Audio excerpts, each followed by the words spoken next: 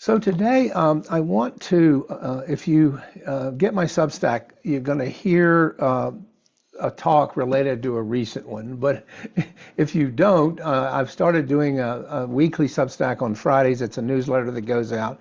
You can subscribe for free. The link is actually here under my name, where it says jeffreyfrazier.substack.com. I welcome you to join us on that. But this talk actually overlaps. So if it's about want more happiness, soften the me.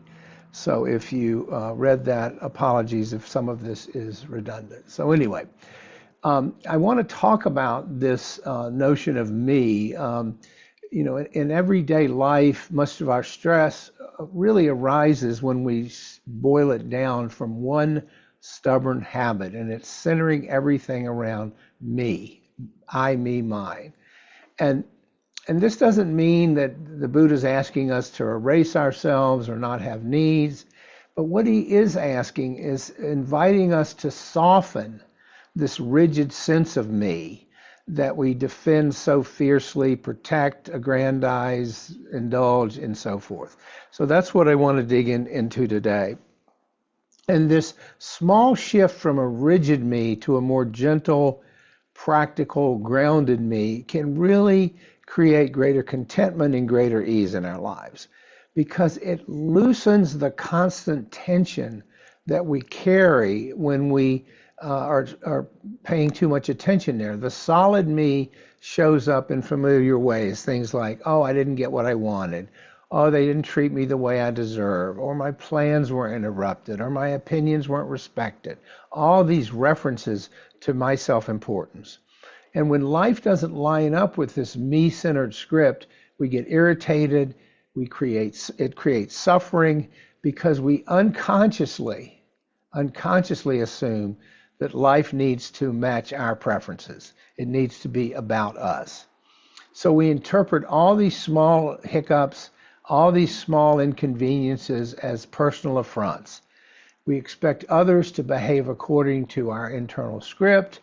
And when reality doesn't conform to that, suffering in the form of irritation, annoyance often appears instantly. And what happens over time is this reactive pattern in response to these affronts to my ego become habitual, and they create sort of a pattern of chronic dissatisfaction. And then we create stories about those patterns.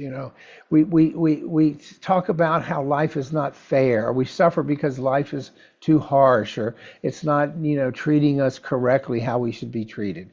Because we are expecting, at least unconsciously, that everything to orbit around our preferences.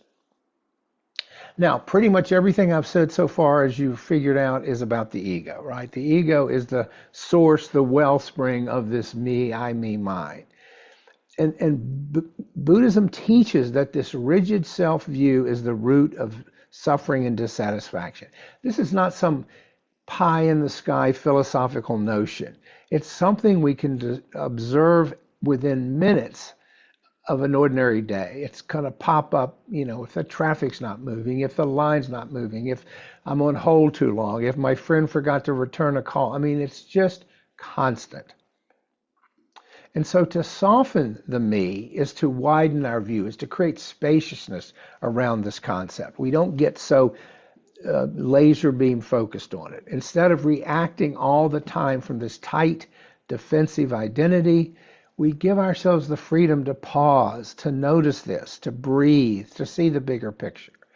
And, what does this look like when we bump up against it? Well, when someone interrupts me, does this spark the how dare they? Why do they think they can interrupt me? This impulse comes from protecting some imagined status that I think I have, some status that puts me above other people. So at that moment, we ask ourselves, what am I doing here? Is this interpretation not harmful? Consider the other person. What about their needs? Explore responding with patience rather than defensiveness. In fact, see it as an opportunity to practice patience.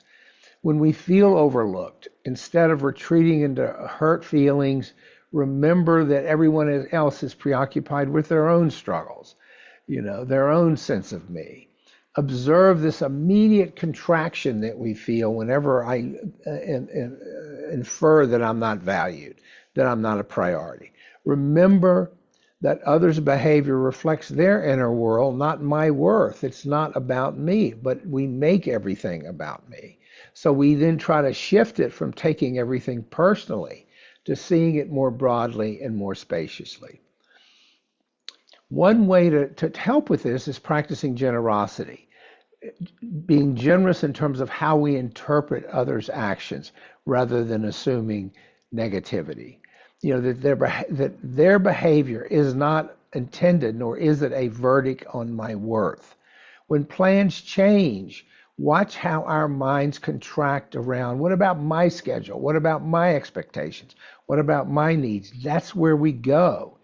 The frustration that's tied to wanting to control that scenario. And softening that allows us to adapt to it rather than resist it. To adapt to it rather than resist it. We build in some flexibility, in some acceptance, which reduces our suffering far more effectively than rigid control or planning. We set an intention to soften around the me. Because the bottom line is that flexibility there reduces suffering far more than control ever will. Control just increases our suffering. So when conflict arises, instead of injecting the me into it, the ego into it, and wanting to win, how about we just step back and try to understand what's going on here? Observe our urge, our default almost, to defend our position, to be right, to have the last word. We notice how tight the body feels when the ego takes over. We physically contract. Our voice changes, our body language changes, the tone of our voice changes. Communication, when we relax into that, improves instantly when the need to defend me lightens, when it softens. The moment the agenda of me being right loosens, communication eases. Now, this softening is not self-neglect or falling on the sword. It's not passivity. It's not being a doormat. It's not allowing others to treat us badly. Let me be clear about that. But it does mean we respond skillfully rather than reacting unskillfully. It means we choose clarity over the needs of our ego in the moment. It means engaging with strength that's grounded in calm rather than the illusion of strength that comes with aggression. And it means responding to life with less defensiveness and, importantly, more spaciousness. Ironically, when we stop clinging to this hardened sense of self, this hardened me, it opens us to being capable of greater kindness, greater clarity, and greater strength. A soft heart is not weak. It's resilient because it's not constantly under threat. We're not constantly having to put walls up and defend it. It works because a rigid self is easily threatened, which creates constant stress. But a softened self, a softened me, is less reactive. It's more flexible. It's more resilient. It's more compassionate. A soft heart is resilient because it doesn't see every event, every interaction as a danger. We don't go into the world armed for every imagined danger that comes our way. And so letting go reduces our suffering by removing unnecessary tension. That tension of always having to defend the me. We do this especially in our close relationships. We do it all the time. We need to set an intention to notice it. The Buddha emphasized that happiness comes from letting go, not clinging to this sense of me. Not from deprivation, but letting go and releasing what harms us. One of the most harmful habits of the mind is the belief that everything should confirm and support my individual ego. So if you want more happiness, experiment just for one day with softening the me. recognizing when the me is rearing its head, that ego is rearing its head. Notice when my sense of self-importance, and we've all got it, tightens the body, shifts our mood, puts us on the defensive, puts us on the attack. We pause and we release the demand. We make it conscious. We pause and release the demand that things must go my way. We let ourselves breathe before reacting. We allow others to be imperfect without taking it personally. Now, that's a critical piece of the puzzle here, allowing others to be imperfect without taking it personally. Offer the same gentleness to ourselves. Catch the moments when self-importance literally tightens our chest, fuels resentment. We relax our grip at those moments. We allow people their mistakes, their imperfections. We offer ourselves the same. The world becomes a more gentle place when the me becomes softer.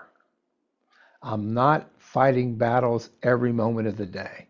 And it's not because the outside changes. We know that. The outside's not going to change. It is what it is.